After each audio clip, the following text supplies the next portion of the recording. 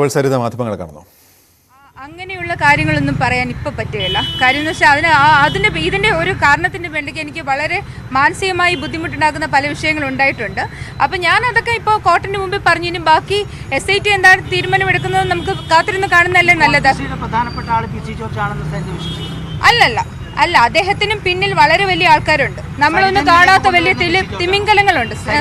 എൻ്റെ അടുത്ത് അപ്രോച്ച് ചെയ്യുന്നത് PC ജോർജാണ്.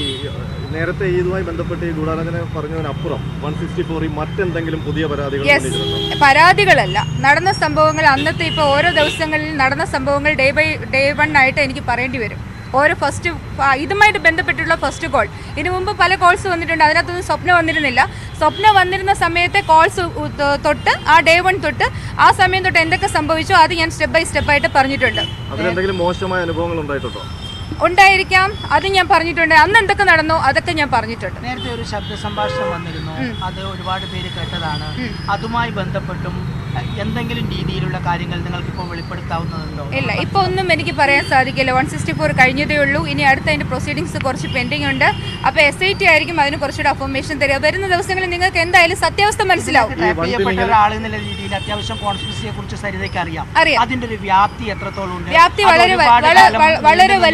വളരെ വലുതാണ്. ഏകദേശം 2015 എൻഡ് തൊട്ട് 2015 തൊട്ട് സ്റ്റാർട്ട് ചെയ്ത ഒരു സംഭവം വളരെ ഒരു എന്താ പറയുക, ചിലപ്പോൾ കോവിഡ് വന്നതുകൊണ്ടായിരിക്കും, ചെറിയ സാമ്പത്തിക തിരിമറികളുടെ ബേസ് ആണ് ഇതിന്റെ എല്ലാം പുറകിൽ. ആരെങ്കിലും ഒരു സാധനം കൊണ്ടുവന്നിട്ട് തിരിച്ചു കൊടുത്തില്ലെങ്കിൽ പണം മുടക്കിയവർ തിരിച്ചു ചോദിക്കില്ലേ?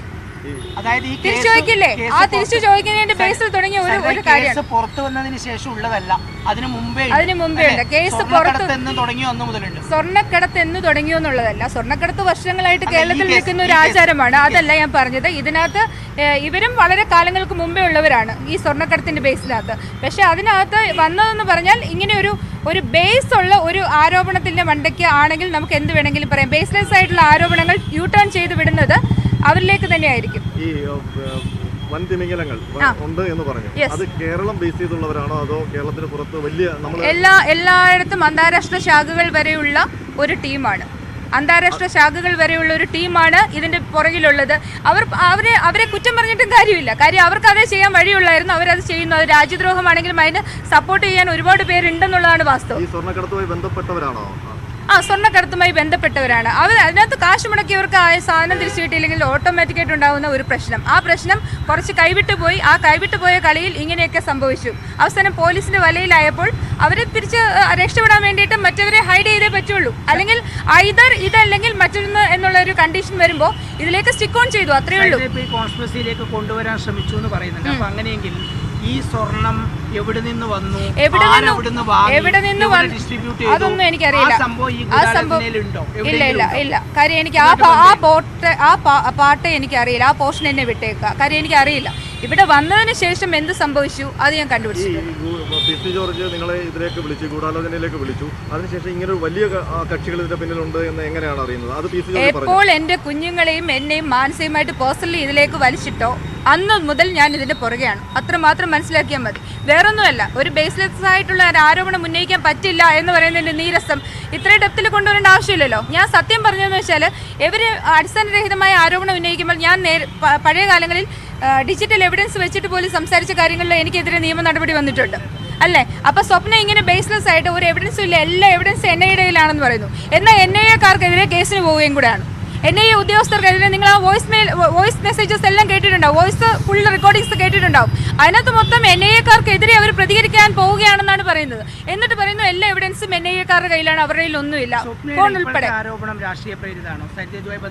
ഇത് രാഷ്ട്രീയ പ്രേരിതമല്ല, അവരുടെ നിലനിൽപ്പിന്റെ പ്രശ്നമാണ്. അത്രയും ഞാൻ പറയുന്നത്. രാഷ്ട്രീയ പ്രേരിതം മാത്രമല്ല, അങ്ങനെയല്ല, അതൊന്നും ഞാൻ പറയില്ല. ഞാൻ പറയുന്നത് ഇത്രയേ ഉള്ളൂ, അവരുടെ ബേസ് എന്ന് പറയുന്നത് അവരുടെ നിലനിൽപ്പാണ്. അവർക്ക് അത് ചെയ്യാതിരിക്കാൻ വഴിയില്ല. അവർക്ക് അത് ചെയ്തില്ലെങ്കിൽ വേറൊരു വലിയ കമ്മിറ്റ്മെന്റ് അവർക്ക് ചെയ്യേണ്ടി വരും. ആ കമ്മിറ്റ്മെന്റിനുള്ള സാധാരണ രീതിയിൽ ഒരു ലേഡിയെ കൊണ്ട് ഒറ്റയ്ക്ക് താങ്ങുന്ന കാര്യമല്ല. അല്ല, അയാൾക്ക് അതേ വഴി. അവർക്ക് 2 ഓപ്ഷൻ ഉണ്ട്. ആ 2 ഓപ്ഷനിൽ അവർക്ക് സ്വീകാര്യമായ ഓപ്ഷൻ അവർ തിരഞ്ഞെടുത്തു, അത്രേ ഉള്ളൂ. രണ്ടാമത്തെ ഓപ്ഷൻ അവർക്ക് എന്താണോ തിരിച്ചു കൊടുക്കാനുള്ളത് തിരിച്ചു കൊടുക്കാം. അല്ല, അത് SIT കണ്ടുപിടിക്കേണ്ടതല്ലേ. ഞാൻ ആധികാരികമായിട്ട് സംസാരിക്കാൻ ഞാൻ പോലീസ് ഓഫീസേഴ്സ് അല്ല, ഞാനൊരു ന്യായാധിപനും അല്ല. അപ്പൊ എന്റെ സ്റ്റേറ്റ്മെന്റ്സ് നമ്മൾ റെക്കോർഡ് ചെയ്തു.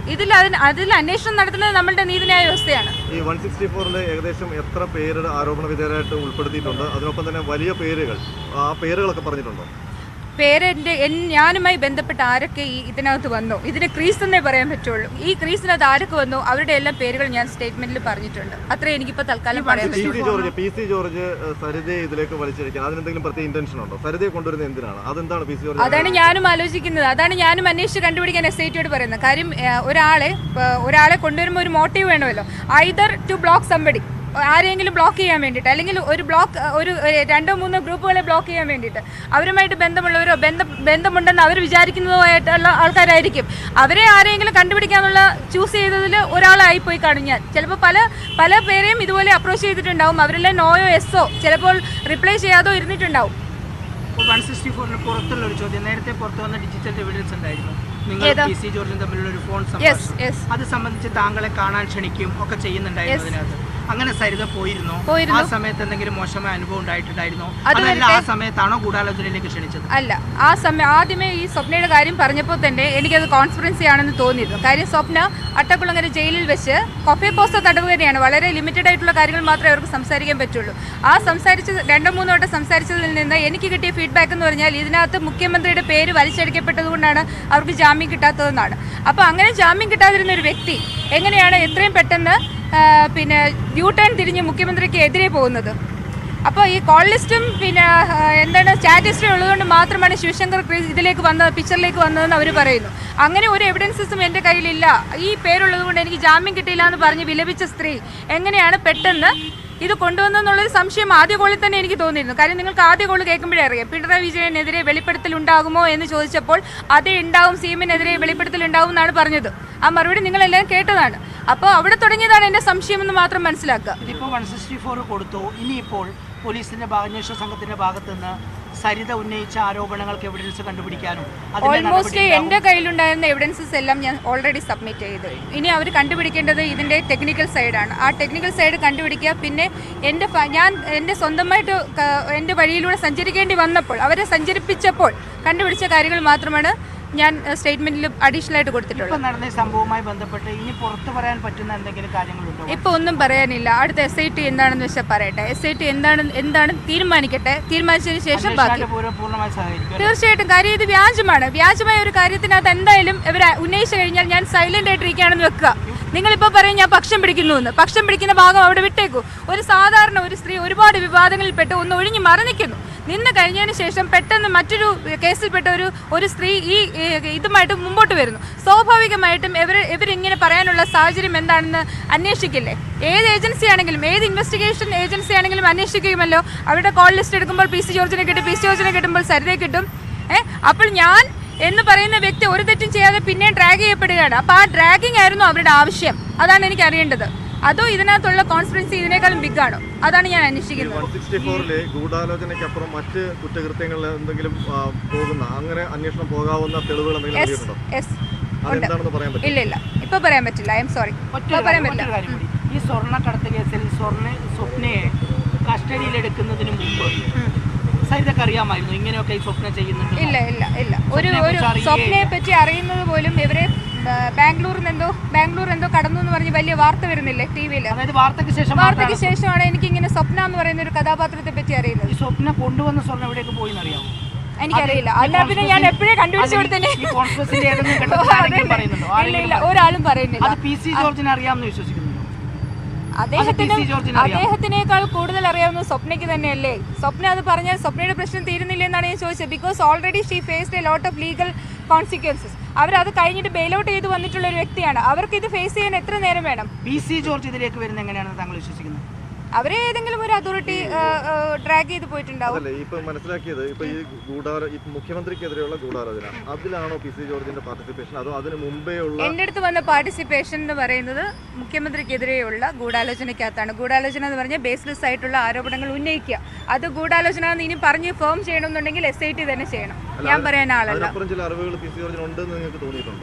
ഇല്ല, അത് എനിക്ക് തോന്നാൻ എൻ്റെ അടുത്ത് അത് പങ്കുവെച്ചിട്ടില്ല. പക്ഷെ ഞാൻ ഈ പറയുന്ന പോലെ കഴിഞ്ഞ 2-3 ആഴ്ചകളിലായിട്ട് ഞാൻ അനുഭവിച്ച സൈബർ അറ്റാക്കിനെ ചൊല്ലിയിട്ടാണ് ഞാൻ ഇതെല്ലാം അന്വേഷിക്കേണ്ടി വന്നിട്ടുള്ളത്. അല്ലെങ്കിൽ ഞാൻ എൻ്റെ പുറകെ പോയില്ല. എന്നെ ഡ്രാഗ് ചെയ്തത് ഇതിലേതെങ്കിലും തിമിംഗലത്തിന്റെ വായിലേക്കാണോ എന്ന് എനിക്ക് അറിയണം, അത്ര മാത്രമേ ഉള്ളൂ. ഈ ഏതെങ്കിലും ഒരു ഒരു ഒരു ഈ ഒരു ഇരുത്തം ഉണ്ടായിട്ടുണ്ടായിരുന്നു, അതായത് ഈ പറയുന്ന ഗൂഢാലോചനയിൽ പങ്കെടുത്തവരുടെ ഇടയിൽ സരിതയ്ക്ക് എപ്പോഴും ഇല്ല, ഗൂഢാലോചനയിൽ പങ്കെടുത്തവരുടെ ഇടയിൽ അല്ല, ഭാഗ്യം കൊണ്ട് എനിക്ക് ഒരു ദിവസം പോലും ഇരിക്കേണ്ടി വന്നിട്ടില്ല. കാര്യം എന്ന് പറഞ്ഞാൽ ഞാൻ അത് അവോയ്ഡ് ചെയ്തത് ക്രൈം നന്ദകുമാറിന്റെ ഓഫീസിൽ വെച്ചാണ് കോൺസ്പിറൻസി എന്നറിഞ്ഞത്. ആ സമയത്താണ്, ആ ടെലിഫോൺ കോളിലാണ് ഞാനത് കട്ട് ചെയ്തത്. കാര്യം ക്രൈം നന്ദകുമാറിനെ പറ്റിയിട്ട് എനിക്ക് നല്ല അഭിപ്രായമില്ല, വ്യക്തിപരമായ അഭിപ്രായമില്ല. നിങ്ങൾക്ക് തന്നെ പഴയകാല വാർത്തകളൊക്കെ വായിച്ചു നോക്കിയാൽ അറിയാം എങ്ങനെയാണ് നമ്മൾ മെന്റലി ഒരു അലൈൻമെന്റ് ഉണ്ടാവുക. അതുകൊണ്ട് ഞാൻ ഡ്രോപ്ഡ് ദാറ്റ് മീറ്റിംഗ്, അത്രേ ഉള്ളൂ, വേറെ ഒന്നുമില്ല എനിക്ക് അതിനകത്ത് പറയാൻ. യെസ്.